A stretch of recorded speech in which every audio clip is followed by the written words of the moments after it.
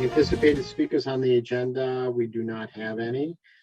Introduction to remote meeting. This open meeting of Grafton's Disability Commission is being conducted remotely, consistent with Governor Baker's executive order of March 12, 2020, and subsequent extension of June 16, 2021, due to the current state of emergency in the Commonwealth due to the outbreak of the COVID-19 virus. In order to mitigate the transmission of the COVID-19 virus, we've been advised and directed that by the Commonwealth to suspend public gatherings. And as such, the governor's order suspends the requirement of the open meeting law to have all meetings in a publicly accessible physical location.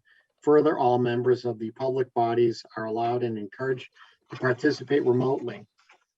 The order, which you can find posted on the town's website at www.grafton-ma.gov, allows public bodies to meet entirely remotely so long as reasonable public access is afforded, so that the public can follow along with the deliberations of the meeting. Ensuring public access does not ensure public participation unless such participation is required by law.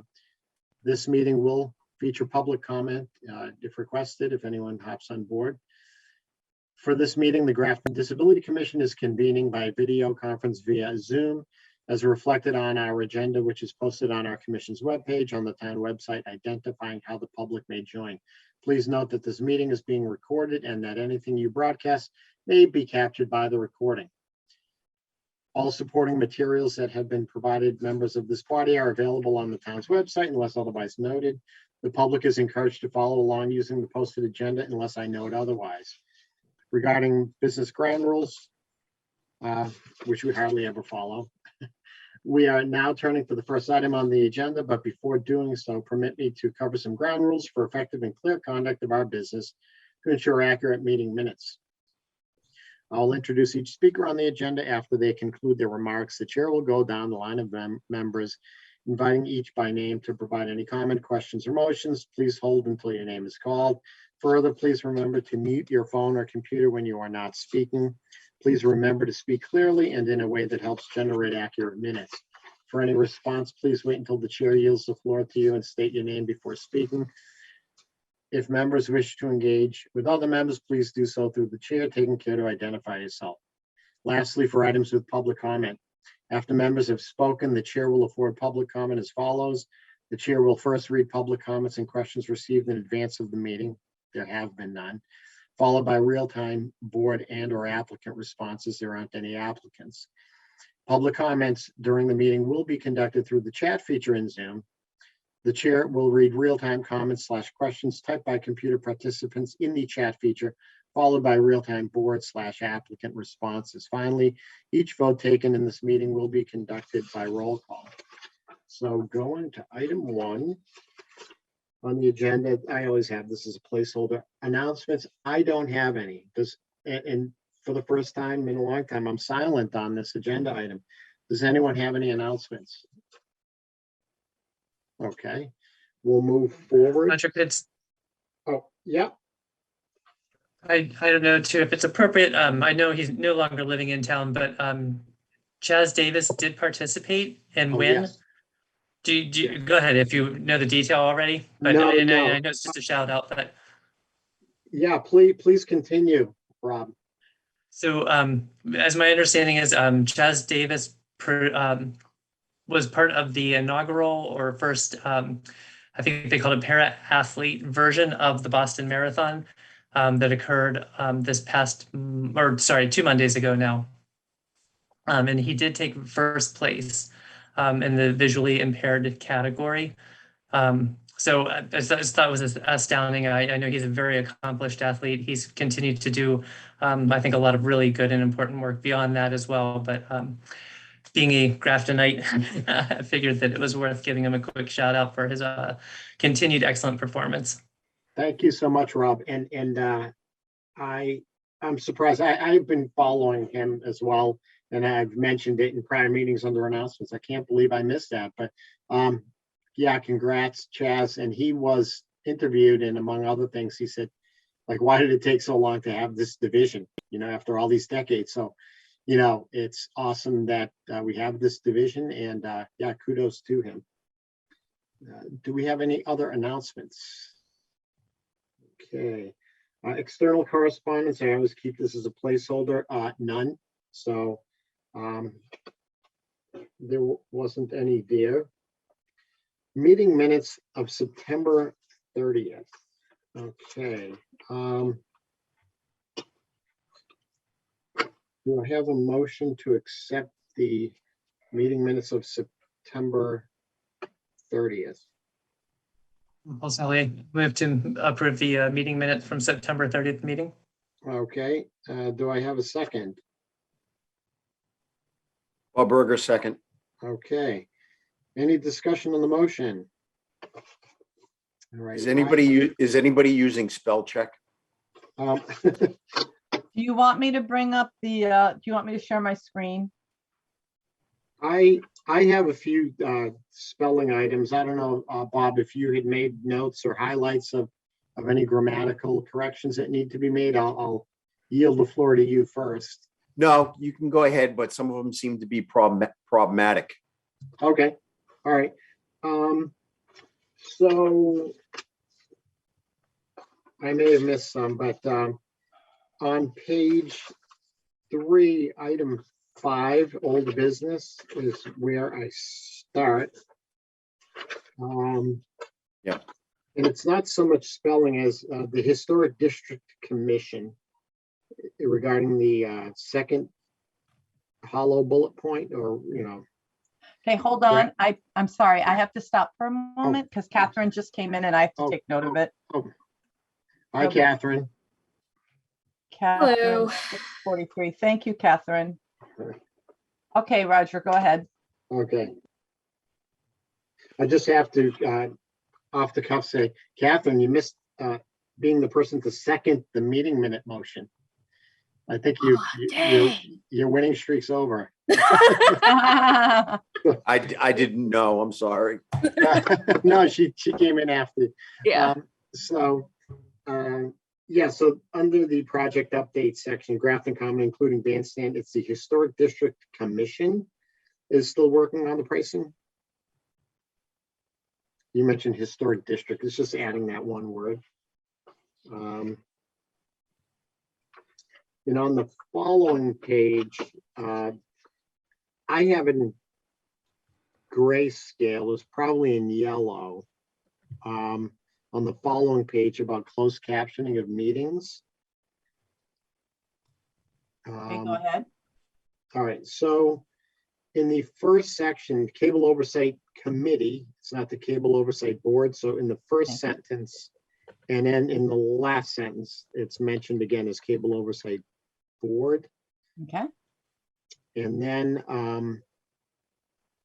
problematic has a couple of like 4 lines down on the closed captioning section. Federal statutes is more problematic. Needs to add an O, and then there's an extra M in there for problematic.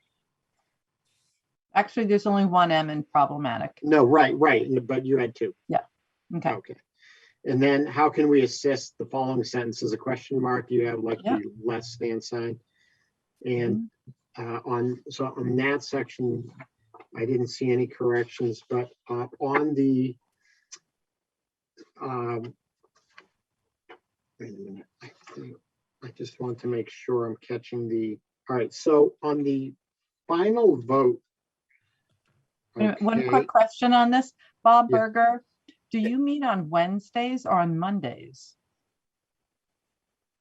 for the Cable Oversight Committee? I think it's the 3rd Monday of every month. And Okay. that's what I it just says. want to- Yeah, Okay, thank you. you're welcome.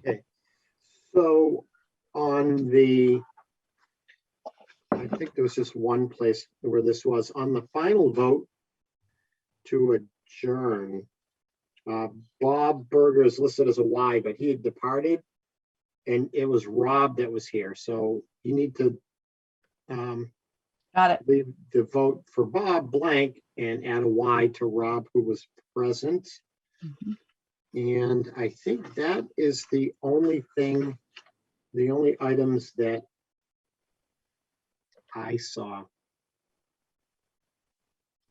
Those are, I just want to mention, okay, so Yeah, so those are the only items that I saw regarding spelling or tidying up things. Does anyone else have any other discussion on the motion on the minutes? You hit all my concerns. Oh, all right, cool. All right, hearing none.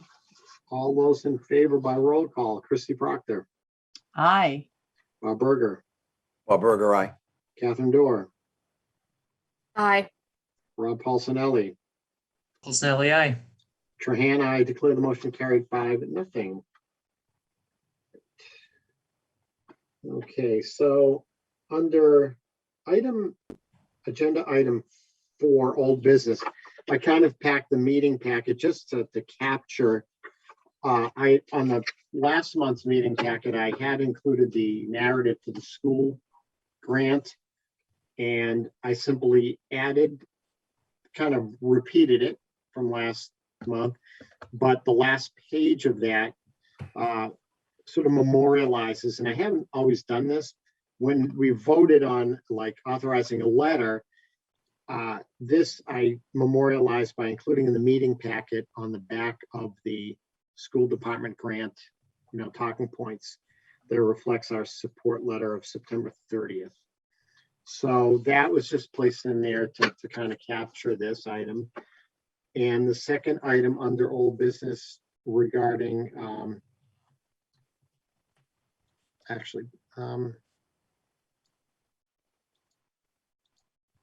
is the library grant, Grafton Public Library grant. All right, so the ADA self-eval, $35,000, South Grafton Elementary, $280,000. Now, the Grafton Public Library for Assistive Technology, that also made the 10/8/21 deadline for $52,776.25.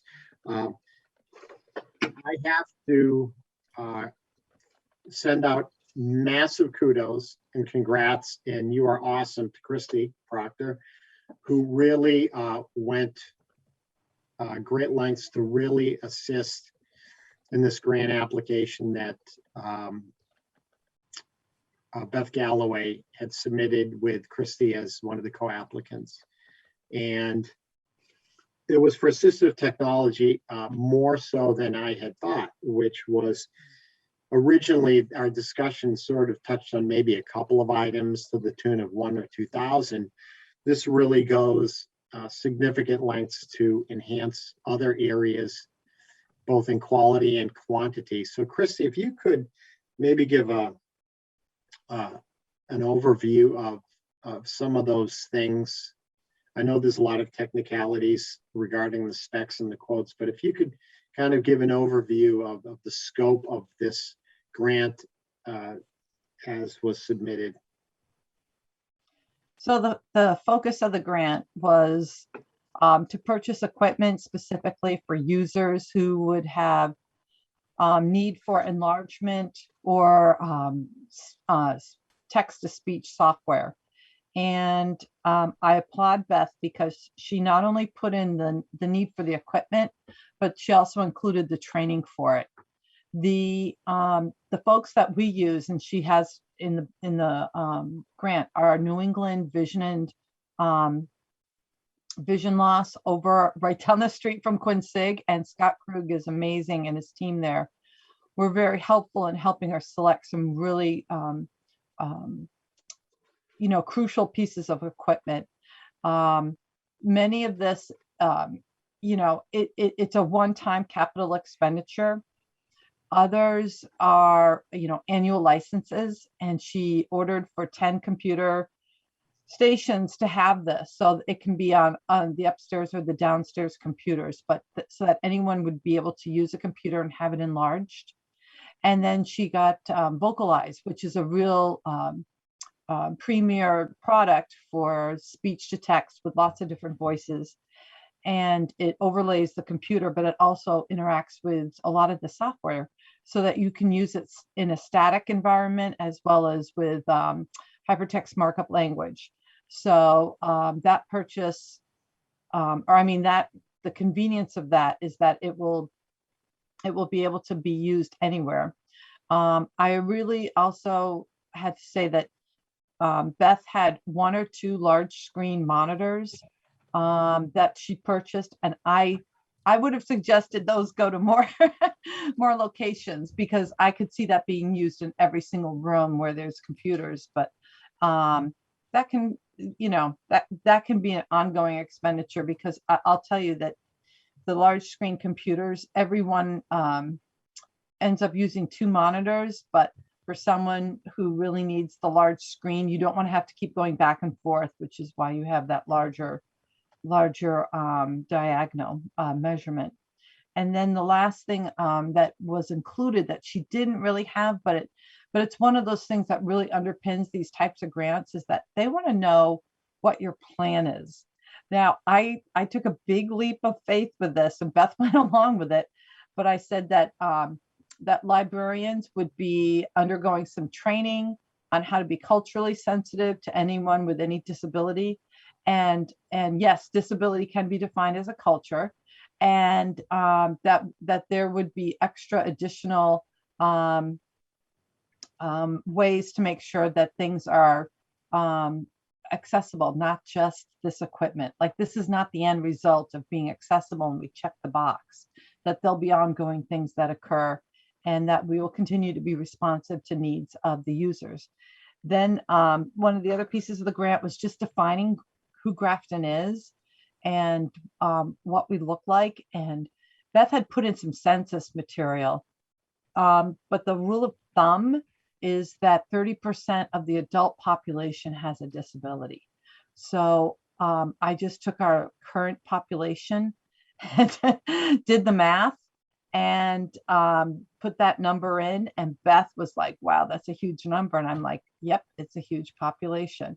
Not that all of them have vision impairments, but we do have to acknowledge there that who divulges, and again, that's a survey, that's usually a smaller population, because a lot of people don't view themselves sometimes as having a disability. But what I always say is that if the day comes where everybody who's prescribed medication is considered disabled, then we're going to have a big problem making sure things are accessible and having to manage that. We're not there yet. And, I'm not talking about, someone who's on medication for a cold, but, a lot of people don't like to divulge that they are on any medication related to certain disabilities because of the stigma. So our rule of thumb is 30%. In a college setting, like community college, we say 20%. And for other settings, we say 10%. But right now, it's definitely 20% at our community college. So that was done.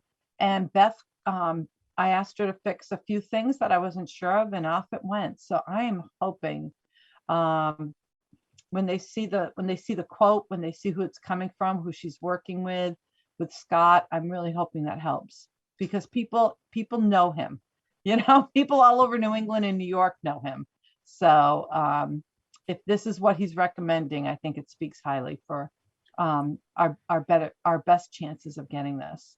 And I am crossing my fingers as well. I will also say that although it wasn't part of the grant, hopefully they will recognize, and I don't, as far as the CW Mars system, aside from resource sharing that gets delivered to other libraries, anyone with a library card in any of this central Western Mass area can actually physically pop into the other libraries. So I think the audience for this type of equipment is much larger than the raw number that we put out there in the grant. So hopefully they'll recognize that, and that I would gather that not all the libraries in surrounding towns have all this equipment. So I think this may be, if you build it, they will come, and that if they do award the grant, that they will award it for the full number of units that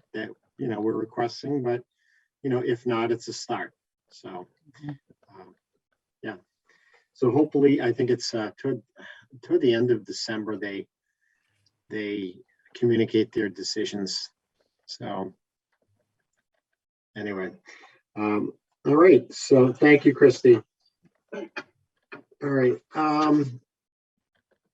these are the only two old business items. You know, I have a tendency to be able to stack these old and new business items out there, but considering last night's joint meeting, I went light. So anyone else have any old business items? All right, moving forward. Project updates. The only one I really put on there is the Grafton Library, because that's the one that a lot more folks have been paying attention to, especially in light of the recent delays that have happened as far as furniture and shelving and things like that. But Christy, as the Disability Commission liaison to the library building project, have at it. I know I've been in the building. Please update us regarding what's going on. So I believe the date for the certificate of occupancy, if correct me if I'm wrong, Bob, was the 12th. They opened on the 12th to the public.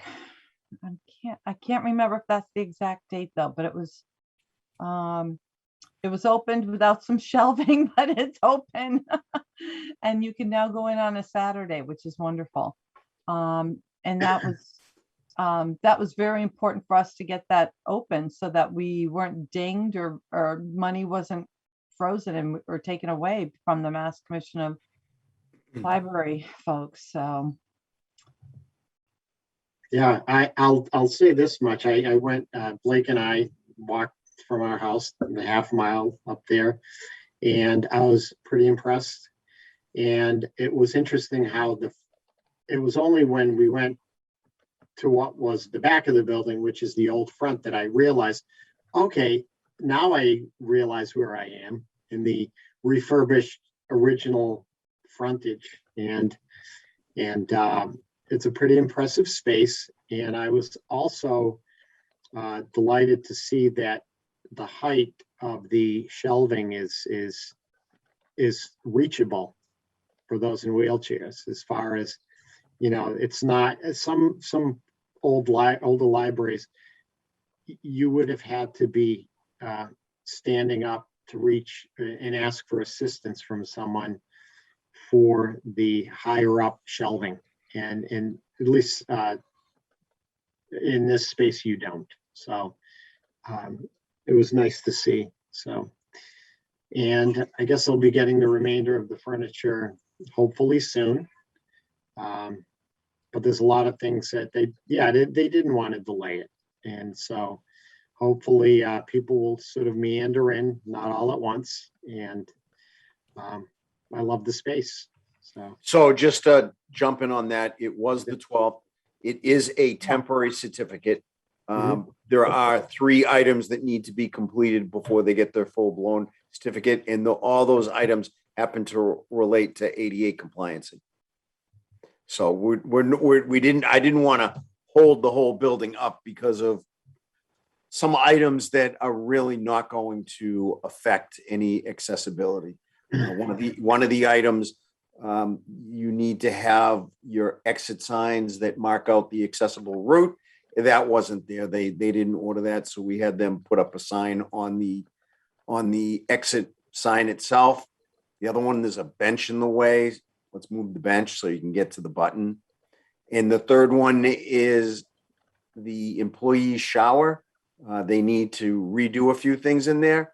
So the best bet is just to say the shower is off limits. So now you really only have 2 items of concern. All right. What about the counter height? Was that addressed before the opening? It was off by an inch? Absolutely. That would be something that's a deal breaker. That would have been a deal breaker, because if you don't have the proper counter height, then you're not helping the people out there. Right. Things that I let them, extend time on are things that are not going to affect the use of the library for somebody that needs that help. Right. All right. And then Awesome. Bob, if I can ask a quick question, how long do you anticipate the landscaping out front? The progress is terrific. How long do you think it will be? Is that like another week of work or 2 weeks maybe? That is a town administrator's question or the OPM's question. Okay. Because I'm not the clerk of works and I'm not on the site. I'd answer it if I could, but I just don't. No, it looks great. I'm amazed at how quickly the brickwork from, no, 2 days ago, now the brickwork is finally down in, the U shape, Sure. as well as the center walkway. It's really nice. I know. And you know that I'm in charge of facilities, so I just can't wait to snow blow it. I just can't wait.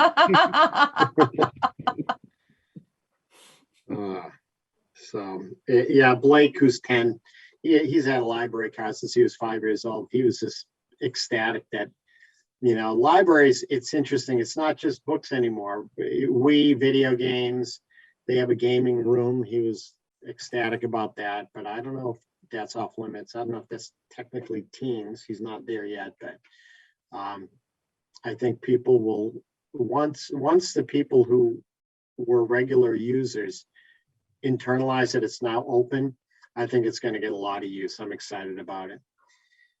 All right. Any other project updates? I guess the walkways on the common are down, and I guess as part of the library, along the line, kind of back to the library discussion, they were putting in a wall and a the brick wall and like an entranceway that is now, they laid down brick.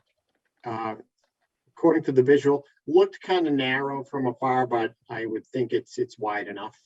How wide do those have to be? Is it 36 32? inches. It's 36. Okay. I'm pretty sure it's 36. From afar, it looks like, just because you sometimes used to seeing wide open scale. spaces. And the scale too, right? Yeah, it's a scale. So because the walls are, so many feet up, it probably looks narrower than it is, but it's just a nice space. And so the common, that's open. Any word on the bandstand? All right. But I do want to go back to old business. Oh, okay, sure. On our last meeting, you asked me to look into the handicap parking fund. Oh, yeah, you were going to speak with Chief Crapo? Well, I spoke to the accountant, Okay. and I don't have the report with me, but we have $700 in that account. Okay. And that is all we have in that account. They do have more money in the other account, but the other account is for parking tickets, not Right. for handicap. So you get two thoughts. One is, okay, we have $700 that we can spend for something. And the other thought is, that's good. There's not much money in there because people are not violating that rule. So Well, they're that's not being caught. well, you know what? Driving around town, I really don't see many people parking in handicap spots No. where they don't have that placket. So Nor do I. that is a good thing. Right. That is a very good thing. And what Chief Crapo, I talked to him about this, or maybe it was Marianne DeVries, one of the two, had said that sometimes what will happen is if someone gets a ticket, then they say, well, actually, I was with someone who had forgotten their placard. And a lot of those have gotten excused that were originally written up. So I heard the same thing, but I don't have a number of how many times that's happened, and I wasn't going to pursue that. No, Because it's not going to get us anywhere. right. So our number right now is $700, and I will continue to monitor that and bring that number back to the committee. All right, I appreciate that. In the past, I had identified an account number, and I didn't know if there were any additional hyphens and numbers or sub-account numbers after that. I will give you the report because I have the report. Oh, okay. All right, So awesome. I will present the report. I'll put it on the drive that I have in town hall, and then I can pull it up on the screen. All right. Yes, Christy. Okay, so Mr. Berger, I just want to make sure I'm understanding. So there is so there's two accounts, not one? There's two accounts for parking Okay. tickets. Okay. Well, hold on. Nope, I'm I going to rephrase know, that. there's always I'm more. going to rephrase that. Now, I'm just going to assume they take the parking tickets that are not dedicated for handicap accessibility, and they probably put those in the general fund, Okay, right? And then they take our tickets that are related to handicap accessibility, and they put them in a special account. Right. Yeah. thank So I you. think that is the proper statement. And Thank you. one of the things I was wondering was what other type of parking tickets have been written where, so like I'll let you know that of that 700, not of that 700, but compared to the 700, over the past 10 years, we've actually received probably $8,500 in parking ticket violation receipts over the past 10 years, about 8,500. And 700 of that is now in this account. What other type of parking violation tickets would you think would be written? I'm just trying to think of like, only because I'm wondering if some were just misdirected. Not with any malice. I don't think anything was misdirected. Okay. And I'm not going to even go down that path. But the only parking tickets that we're talking about is parking in a handicap spot without a placard, Right. or proper identification, we can say. Right. And the reason I ask is that it's my understanding that there's third-party vendors that sort of handle these things and sort them out and sort out the receipts. And I'm wondering if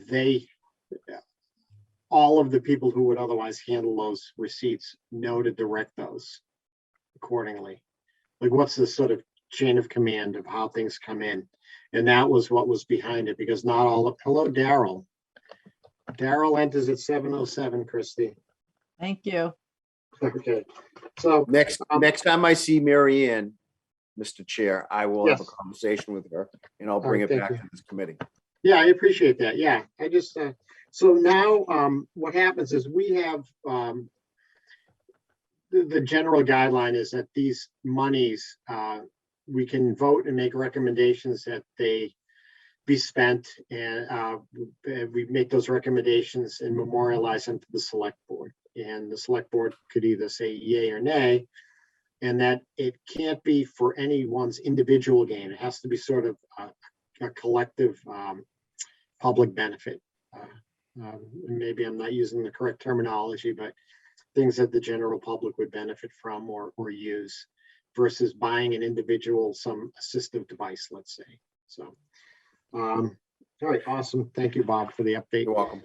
And so any other project so that was under old business for the account.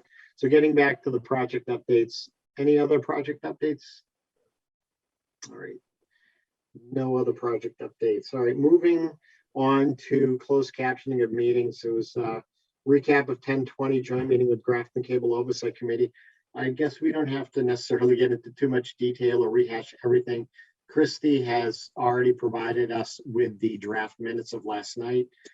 I know Bob Berger, you and Bob DeTomer were going to be connecting with Evan Brassard regarding some of these issues. I know that the Cable Oversight Committee was possibly going to be speaking with their attorney, its attorney, regarding what Daryl Reining had brought up about the Telecommunications Act of what, 1996, is it? As to distributors, whether it's Verizon or Charter that's the distributor, or we didn't necessarily touch upon it last night, or is it GCTV that's the distributor? I guess that term means something. Mr. Berger, did you formalize, or will the Cable Oversight Committee somehow formalize that question to its own attorney? Absolutely. I had a meeting with Bob DeToma today, and I also talked to Evan, and Evan is going to set out a memo and instruct the committee chairs on closed caption TV on Zoom that, tells them, hit that button, turn it on. This is what we want. So that should be going forward. Mr. DeToma is reaching out to Cable Oversight's attorney. He's going to pose the question on what do we have to do so we can limit our liability as the town. I think that there may be a variance that may have to be applied for. And if we get that variance, that means our liability is cut down, but that also does not mean that we're not going to pursue closed caption TV. It's just going to help us shield off any liability that this committee says that we're exposed at right now. And I think that's the recap of last night on my side as being a GCTV oversight member. And I think that, there was a lot of back and forth about some of the details and challenges of mixed and matched formats with Zoom and live and hybrid meetings and such, and the accuracy of closed captioning versus live captioning. I would say, I will simply say one thing. Daryl, were you raising your hand? Thank you. I Sure, go for it. just think another important point from last night too was planning.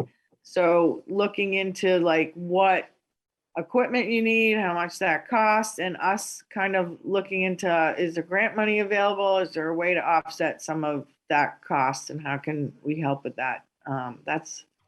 You can't really move forward unless you know what you need and how much it's going to be. And along those lines, Daryl, Rob had sent me an email regarding he had done some research. You are so astute, Rob. You really did your homework. He'd sent me. Smart guy. What was that, Daryl? He's a smart guy. He's a smart guy. Looking about various towns, Concord and Stowe and Mansfield, about some of the information that was out there. Now, MMA.org, was that Mass Moderators Association or Mass Municipal Association? Municipal. Okay, MMA. Yeah. All right. So, and then there was also, Rob had mentioned about Mass Commission for Deaf and Hard of Hearing offering free in-service or trainings by request. That's cool. And using Right. them as a resource. And also ACRA funds. What does ACRA stand for, Rob? That is actually a typo. It was just supposed to be ACA. Oh. He's making up his own acronyms. All right. Just totally missed that one. Sorry about that. And I did do a little bit more digging on that today, and it does not appear like that's a viable option. Okay. But like I said, just knowing that that is something that people have access to get some things done, in the short term, I thought it might be worth looking at. But some of the rules around that made it at least sound like it wouldn't be applicable for something like this. Right. But going back to the Mass Commission for the Deaf and Hard of Hearing, that seems like such an easy, it's a free service that they offer. There was a simple like online form to fill out with, kind of who we are, what we're looking for. And it sounds like they set up a time to, send someone out, or I don't know, they might be doing it remotely now. But as a consultant almost, just to sort of someone who works in that field to come back and say, yeah, here's some of the, either the technology out there, some of the avenues to go for potential resources for funding. It seems like a great thing to do earlier on, in my opinion. So, yeah. Yeah. Thank you for doing that research. Yeah. No, you're very welcome. And then the one other one that was interesting, someone in Mansfield who was hard of hearing ended up contracting with Mansfield about 10 years ago, I think was the timeline. Yeah. She worked with the town. The town purchased some voice recognition software that they could integrate with their actual their cable TV thing. So again, not a Zoom thing or an online thing. And what she would do, they ended up contracting with her separately.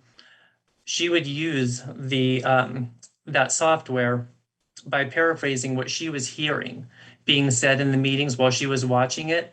And then I don't know exactly all the technology involved, but it would feed back then, that voice output would feed back in and actually produce the transcript or as a closed caption on screen. And not just for her, it was going out to the town. So it sounded like a very different approach maybe to solving the problem than, going through a more traditional closed captioning service. So I thought that was interesting. I don't know, 10 years ago, I'm sure tech has changed. I don't know how they pulled it off, but it is another option or avenue to possibly pursue. Right. So she was an oral interpreter. Okay. I mean, Right. when I was looking at companies last night, almost all the companies I saw offer that service as well. An oral transcriber, and it does sound expensive. I mean, I think it was more than around $250 an hour to have somebody like listening and transcribing straight in. Right. So our contact for that is a gentleman at UMass Medical. So, I mean, we could look at that, but it's more expensive than an interpreter, but sometimes you need an oral interpreter because they don't use sign language. All right, Mr. Berger. Right. So we did look into all this, and we do have prices for all that. We had that discussion last night, and I think we came up with $200 an hour.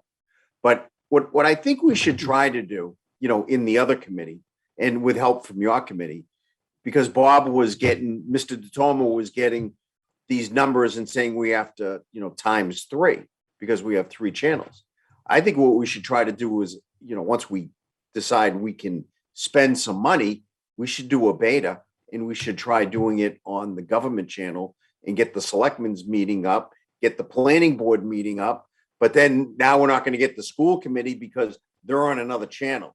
So I don't know how this works technology, but if we put it on the server and we just have it dive into this one channel, we might not be able to get to another channel. But I think instead of trying to get all the baskets right now, let's try for one basket, which would be the government channel that hits most of the meetings. And then we can see how does it work. But you're right. If we're going to do live, it's $200 an hour, let's just say. And if we're not going to do live, my new job.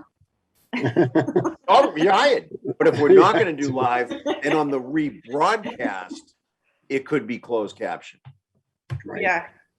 Well, but I think that's the path we're going to have to start with, is just one channel, not all 3 or 4. Because then we started talking last night about, well, what about the sports? When we do the sports, we got to take a baby step before we can jump into the whole game.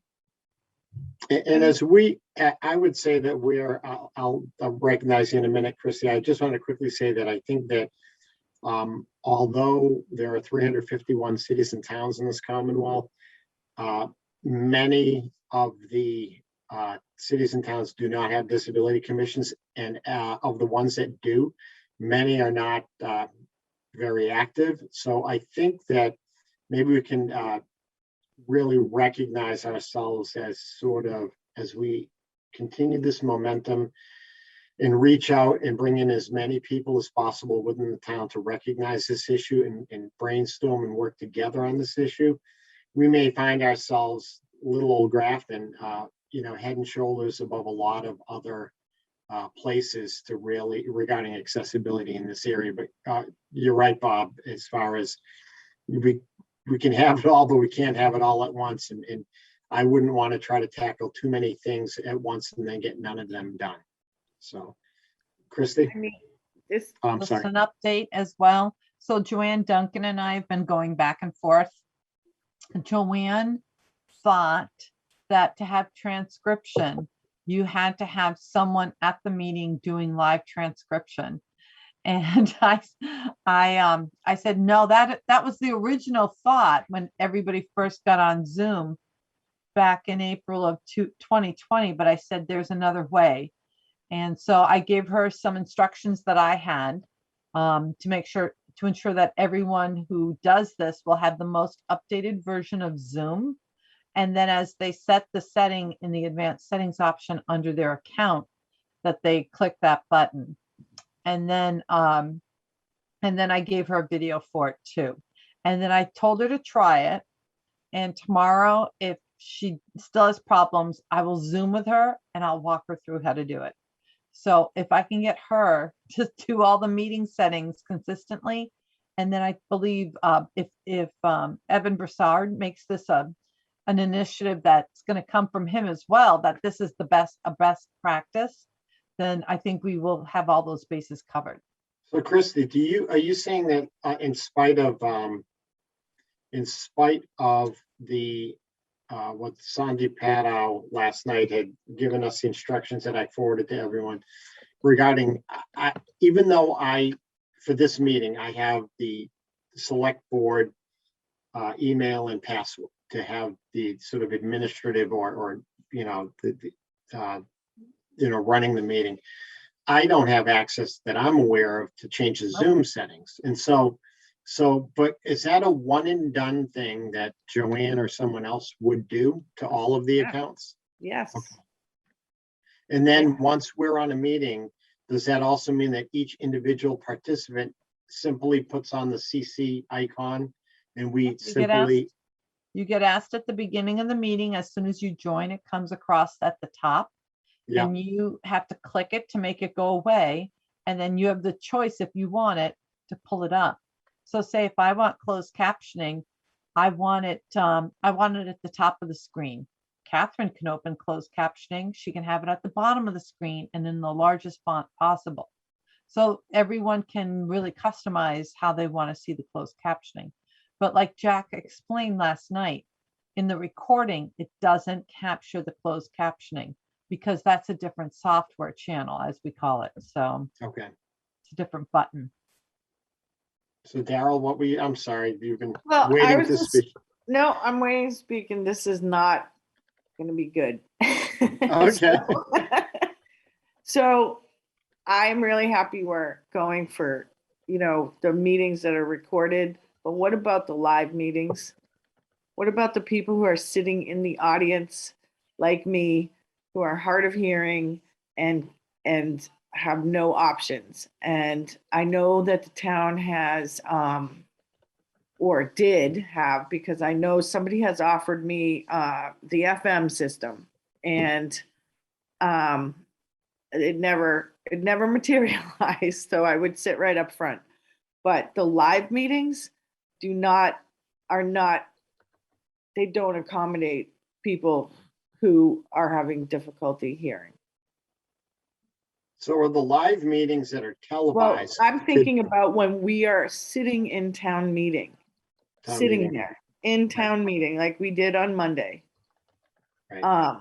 Those meetings do not accommodate people either. So that's just another whole topic. And I'm sorry to bring that up, Right. but that's Right. something that needs to also be vetted at some point in time, because it is excluding people. And I will say that because town meeting is typically 2 times a year, and maybe there's an occasional extra meeting thrown in there, we used to have in the budget a non-closed captioning transcriptionist. There was a requirement that person was present, and they had their little table set up there in the old auditorium. That's gone away a number of years ago, and but we may do, and I can't imagine that that's any less expensive than closed captioning transcription to bring in either someone who's remote or someone there, just like we used to have a transcriptionist, and it was in the budget to do this type of thing on a live basis twice a year. We're not talking about the math of the number of hours for all of the meetings in town, but a town meeting typically goes no more than 3 hours. Yeah, So you're talking about, so I was 6 really hours. just talking about town meeting, and I mean, I was not thinking every single solitary live meeting. Right, right.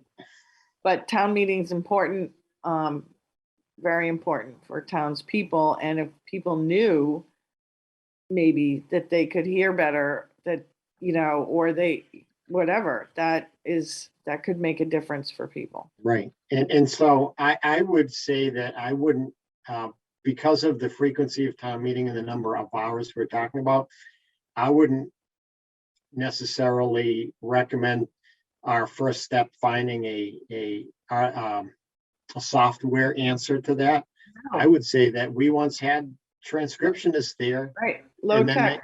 low tech, and then after the meeting, they have to do what's called scoping to get to the final,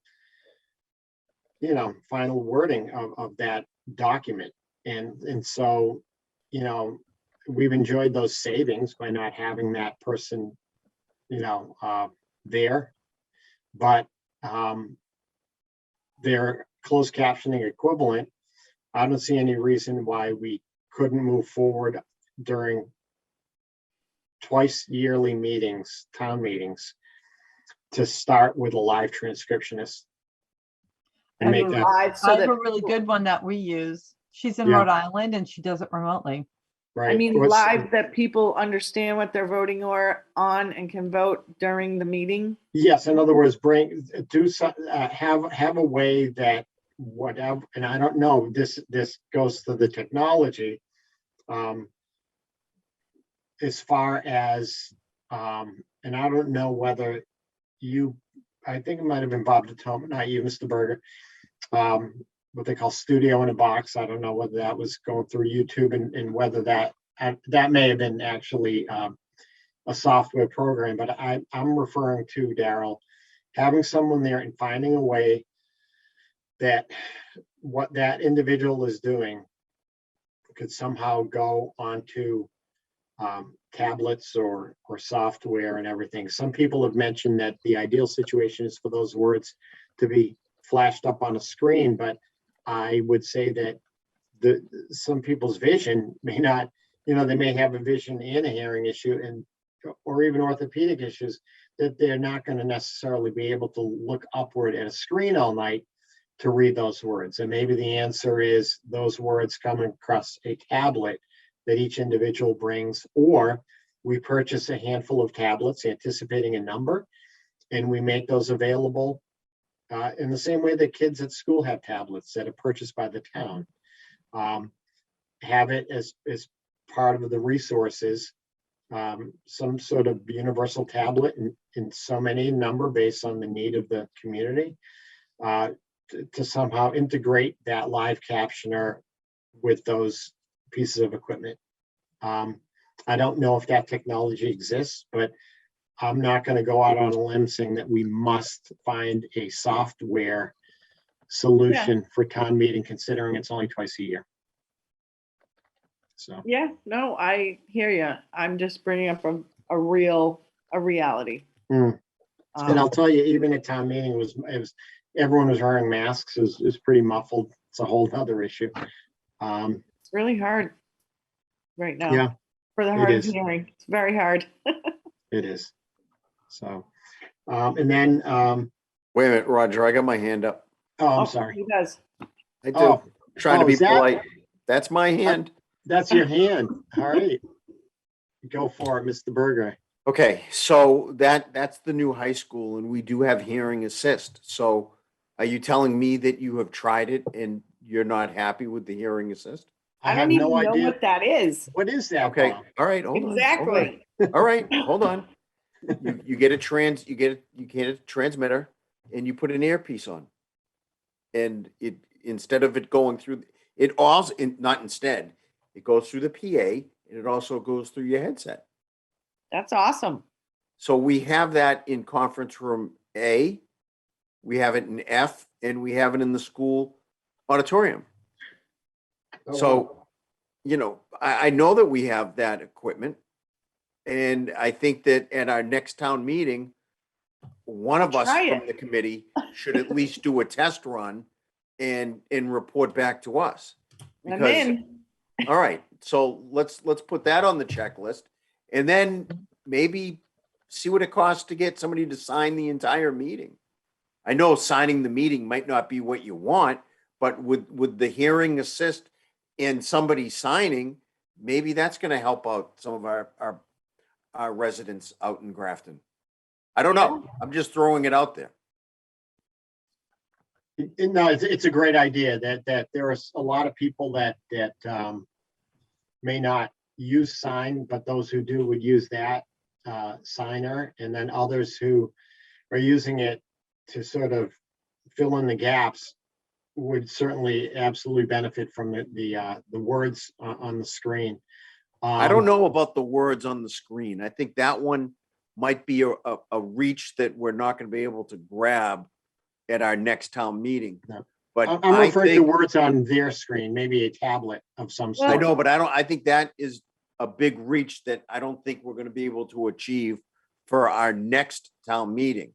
What Okay. I think we could achieve on our next town meeting is, somebody hire somebody to sign it, and then we advertise the hearing assist. And I Yes. know for a fact that in Grafton, I know personally of 8 people who have come into the town hall that actually sign, come into my building department and actually sign. So I know that there is a population out there that does use that method of language. All right. And hearing assist, I mean, I haven't used it. I will certainly try it. But if it's pumping right into your ears, depending on your hearing loss, that is huge. So I don't know if the voices from like the selectmen pump in and the town moderator pump in, like, but if that's massive. Well, Massively helpful. we have paid, good money for this technology. I know that we have members of other committees that use it. You can, if you watch the GCTV and you see the boards, you see somebody with something in their ear and a black wire coming down. I'm not going to mention names, but I know that they use it, and they're not complaining about it, and it's Okay. helping them. All right. So if it's helping them, let's try to advertise it out and see if we can have a better meeting. Yeah. And related to that, Mr. Berger, is that we should ask beforehand if you need accommodations to participate in the town meeting. That should be Please let us advertised. know by a week in advance. I mean, it should be part of the. I think it is. parcel of I all think there advertising. is a notice out there somewhere. I know that on planning board and board of selectmen, when they have those hearings, there is some sort of verbiage there that says, if you need this, please contact. Okay, And in on our meeting rooms, we have that sign that says Okay. a hearing assist room, please ask for assistance. Rob, you had a question? It was essentially what Christy just addressed. I was going to ask if someone actually wanted to use that technology last week in town meeting, how would they have done it? I don't remember seeing any signage or anything, and I certainly could have just missed it on the entrance, but I think that was the answer. Is the ADA does, I think, require us to say in advance if anyone needs accommodation for the meeting, contact the ADA compliance officer or whoever the designated person in town is. So as long as we're doing that, right, then they could reach out to that person and they could make those arrangements in advance. We could also blast it out there. That could be a mission of the Disability Commission to make sure we blast it. All right. Yeah, I agree with that. And that goes back to our webpage and getting not only our webpage more up and running as far as content, but I think the town, each time something important comes up of public concern, the town recently has been really good in real time at advertising pertinent information on its homepage. So, and then, so closed captioning, kind of leading into the next agenda item, fall town meeting logistics. Christy and I had talked a lot back and forth in advance of the town meeting about the different logistics issues regarding multiple speakers and multiple microphones, and all of the discussion we've had regarding the fact that in various venues, not every speaker is integrated into that discussion. And that that in every other aspect, as far as the logistics of the meeting, the building itself structurally is accessible. And we had spoken about the logistics, basically about what we've talked about in the previous agenda item regarding hearing assist, captioning and the like. And it may be a different beast outdoors. I know that in the sunshine and things like that.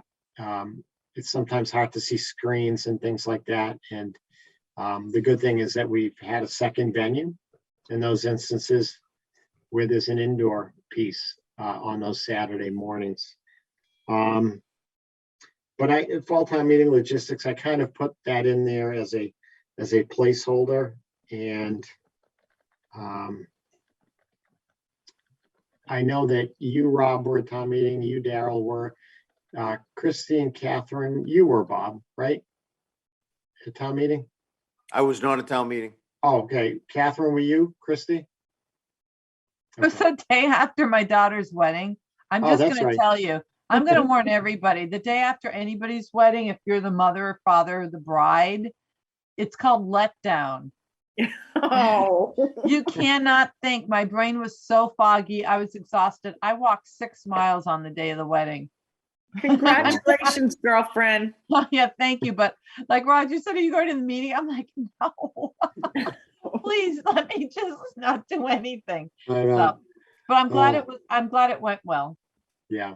So, I mean, there are always improvements, but let me tell you, I think COVID, notwithstanding any of these issues that we've spoken about as far as captioning and everything like that, the masks add a whole new dimension to inaccessibility. It was a struggle at times for me to hear various people and such, but hoping this pandemic ends soon. So any other closed captioning or fall town? Yeah, meeting logistics issues? I got something. Sure. All right. So I'm on the webpage right now. I can't share my screen. And you guys are Roger, right. You can make them share. It's our Oh. well, Roger, make Oh, hold Bob on. the co-host. Make Bob the co-host or the host, and then he can share. All right. So it's under more. No, it's under participants. Pull up the list of Yeah. participants. Make Yeah. co-host. Oh, yeah, more. Yes, correct. All right, Bob, you're the co-host. Oh, yay. Now you can share. Go yeah, ahead, I like Bob. sharing. Okay. So here is the town clerk. I think that's where I am because I Googled, the meeting. And this tells about the meeting and where the meeting's being held. And I would have thought that if you need special accommodations, that would have been here. I'm pointing to my screen like Right. you can see my finger. You can annotate it. So I'm going to have a conversation with the clerk tomorrow. Okay. And because that verbiage really needs to be here, and they can't contact. Who do they contact? I don't know. Do they would contact be- the clerk's office? Do they No, contact the you- town administrator's office? Or do they contact the school? I don't know. Well, usually it's the ADA, it's the person in charge of accommodations for the town. So I assume it would be you, Bob. Well, as the ADA coordinator, I'm there to make sure that the special accommodations, not for the world, but for the employees of the town. I think this goes to, you know what? I'm not going to answer that because I'm going to have to Don't find that. answer. Do I'm gonna not have to find the- answer. Right. But the other thing is, and you're right, Bob, is that I can't do it for the whole college. I expect whoever's sponsoring the event Right. to be Right. the contact person. And if expertise is needed or consult, they'll call me and say, hey, I need a sign language interpreter. I'll arrange So- that. Right. But- So I can see right now through this conversation that I'm pointing, that there's a problem with this town meeting notice. Because we need to say, if you need special accommodations, it should be somewhere. And it's not. Right. Yeah, Bob, I will say that Daryl, I'll let you speak and then I'll speak after you. So, I mean, this goes to our charge as well, but, I also think, Bob Berger, I always thought you were the coordinator, ADA coordinator for the whole town, not just the employees. So that needs to be straightened out. Right.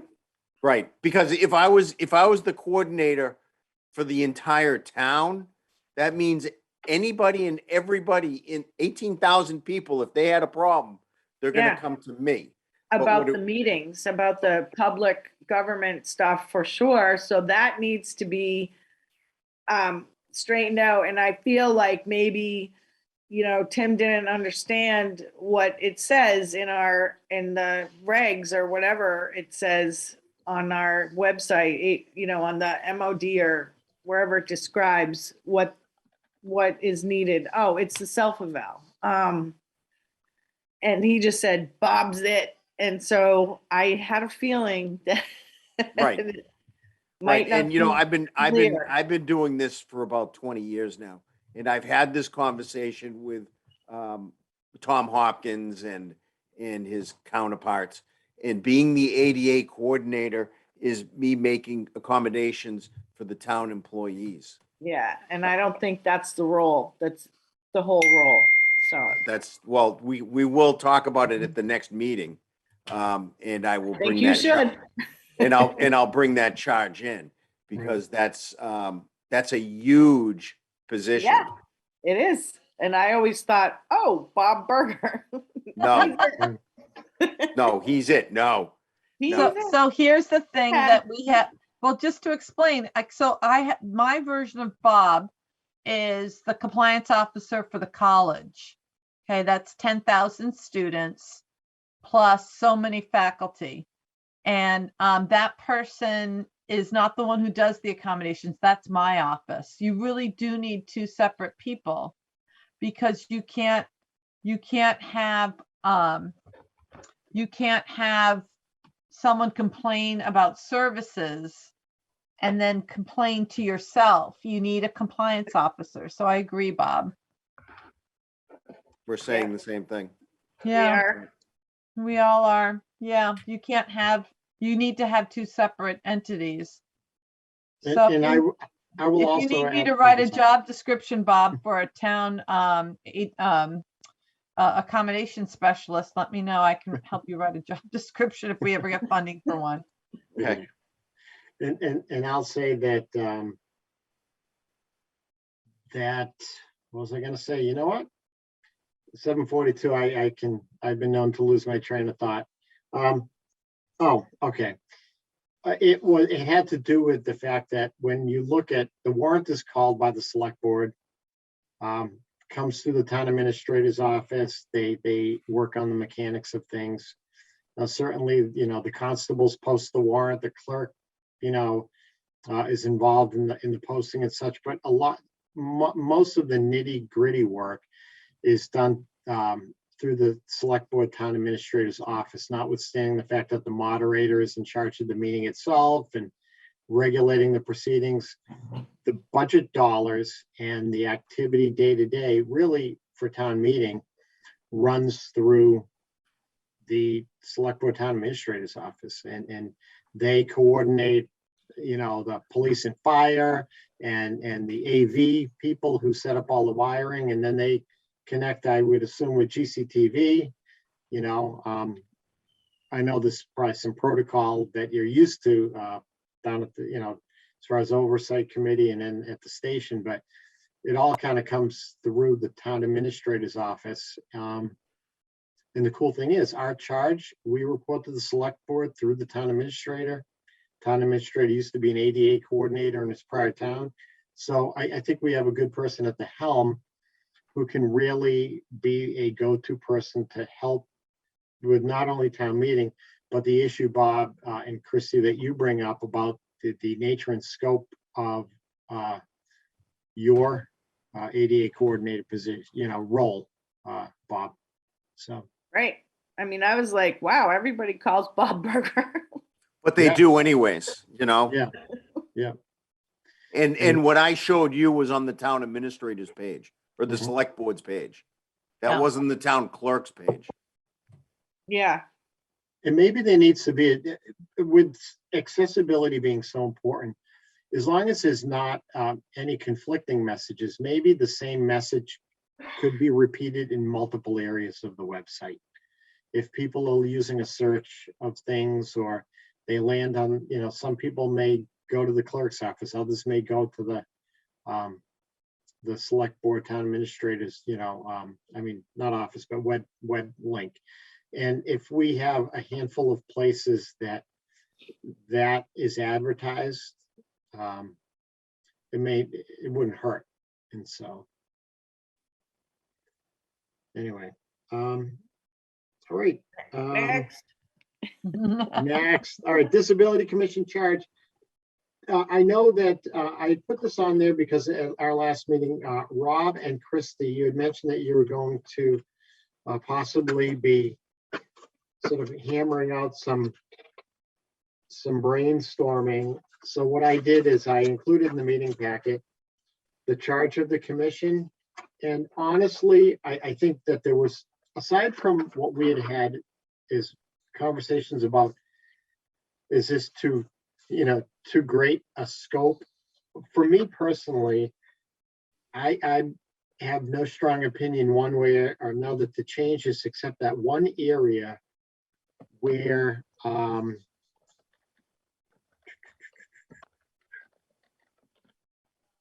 okay, item number 2. And I don't know if someone could share on the meeting packet. Anyone have the meeting packet, and I could share them as or elevate them to co-host, because I'm really not tech savvy as far as sharing my screen. I've got the packet. I've got the packet up. So Christy, I will elevate you to co-host. And my only issue really at this time, I didn't have any, we could always hem and haw about, how much we could possibly tackle about town, similar to the discussion we had about Bob's role. But number 2, coordinate or carry out programs designed to meet the problems. That's the operative word. Ooh. Problems of people with disabilities in coordination with programs of the Massachusetts Office on Disability. Coordinate and carry out programs designed to meet the needs. I think someone just kind of put this together and maybe just made a typo and just inserted the wrong word in there. And I don't know how people feel about this number 2 language. I'll wait for Christy to share that page. Yeah, the meeting pack was 36 pages. I know. What page should I jump to? Last Probably, one. It's probably like the last page. It is the Oh, last okay. page, Christy. Like Okay. page 30. Here we go. 35. Here it is. Found it. 30. Okay, so my only issue was on this number 1, 2, 3 at the bottom. On Yeah. the first line, coordinate or carry out programs designed to address or meet the needs of people with disabilities, not problems. You don't meet problems, and people with disabilities are not problematic. So Right. it's number 2, the word problems. What I don't want to have happen is as we go through this in piecemeal, go back to the select board and in 4 times over the next year, they keep on amending our charge. What I would like to do is for us to, not necessarily tonight, but really look at this, each of us look at this. For me personally, I'm not going to look at this with much scrutiny regarding the scope. That one word problem simply jumps out at me as one area. Like if I represented all 7 of us, I'd be like, yeah, let's vote on having the select board consider changing this one word, and we would agree on a replacement word. I don't know if anyone else has really poured through this charge recently and has any input about what they think really needs to be changed. Christy? So I say we scrap 1, 2, and 3, because this isn't about how it affects people with disabilities. People with Okay. disabilities aren't the problem. The problem is the town environment is inaccessible and is filled with barriers. We Mhm. need to move the town to be more accessible, and we need to create places of inclusion and accessibility and diversity.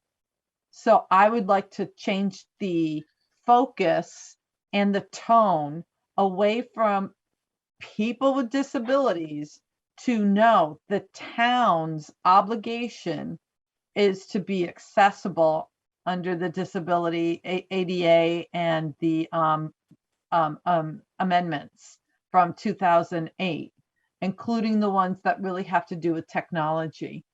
And number 5, help raise awareness and sensitivity to the needs of the people who are disabled. That's so offensive to me. So offensive. Outdated. As if I need to be treated specially. It's like, no, people are people. Let's normalize disability. Let's educate people about disability. But people who are disabled, strike it from the record. And Rob, I'd love to work with you on this. I'm not kidding. This whole thing, Roger, it really needs to go. And Well, and I don't know how long ago we talked about this, Christy, so long ago, right? yes, yeah. About over a year and a half ago. I It was- think that I pulled up the actual charge from the MOD and it is so much better. So Yeah. you So guys let's might look wanna- at that. start there. all right. Okay. So does I'm that gonna- mean that in similar fashion of you, Catherine, and at the time Matt Often, creating a subcommittee? I think that, or I mean, is this something that would be long-term, Yeah. or maybe it's something we want to vote on creating a subcommittee of 2, Christy and Rob, if you're so willing. I mean, it's definitely like creating a policy subcommittee on Yeah. another committee, because this Okay. is this is not policy, but it's the charge. So yeah, I think a subcommittee is a great idea, and then they would create a document and put it on the agenda, and we would all read it and make corrections. And I mean, normally things go through more than one reading before it's a done deal. Mhm. Okay, so I'll entertain a motion as far as, creating a subcommittee and maybe laying out, scope, You want me to make a motion? Yeah, sure. Christy's taking minutes, so I'll wait for Christy All to right, come I back. move that Rob If you, Paulson. Daryl, could you hold on a second? I'm just, because Christy is taking the minutes, I see she's left her chair. I'm gonna ask you to hold on a second, Daryl, and let Christy come back. Christy, are you I back? cannot tell you about this life here. Anyways, okay, so who's making, Daryl, you making the motion? Daryl is making a motion. Yeah, I move that the Disability Commission approve that Christy Proctor and Rob Pulsinelli be a subcommittee who will amend or edit our charge to better fit. Help me here, to To reflect the reflect. current environment, focusing on creating inclusive and Yeah, accessible settings, something like Yes. that. yes. No, I'm sorry, the current need, Read it back, read it back. the current need to create accessible events and venues, no, accessible events and environments. Okay, here we go. A subcommittee who will amend the charge to reflect the current need to create accessible, I'm going to just say accessible and welcoming environments to all people. Doesn't matter if they have a disability or not, but we could say to persons with disabilities, because that is our charge, but really it would be for all people. Okay, so All right, Daryl made a motion that Christy and Rob, and I'll put our last names in, will be a subcommittee who will amend the charge to reflect the current need to create accessible and welcoming environments to persons with disabilities. Okay, Okay. motion. Can I add the word inclusive after accessible? please, create yeah, put inclusive. Accessible, inclusive, and welcoming environments. In the Two-person town of Grafton, in the town of Grafton. Thank you. Massachusetts. Okay. All three zip codes. So, all right, Well, that's motion, another matter. Only mo- for the 1-9. I'm only kidding. motion made. Do we have a second? Catherine, do we have a second? I'll second. All right, Thank you, Catherine. stealing your thunder, Bob. That's fine. I was muted. Okay. All right, motion made by Daryl and seconded by Catherine to create the subcommittee with the charges stated by Chris, stated by Christine Darrow. Any discussion on the motion? All right, hearing none. All those in favor by roll call, Daryl Reining, Aye. Christy Proctor, Aye. Bob Berger, Bob Burger, aye. Catherine Dorr, Aye. Rob Paulsonelli, Paul Snelly, aye. Trahan, I declare the motion carried 6-0. 6-0. All right. All right, cool. I have no new business items. I just always put that on there as a placeholder. Does anyone else have any new business items? I just want to clear one thing up to go back to the ADA coordinator before we leave the meeting. Sure. All right. Yeah, So, the ADA coordinator, like I said before, and I'll try to back it up a little further, at our next meeting, he or she is in charge to make sure all municipal buildings are compliant with the ADA Act of, I think, 1990, what that means is the private buildings is not part of my jurisdiction. I just Right. wanted to throw that out there. That's all. Okay. All right. So we True. are on agreement then.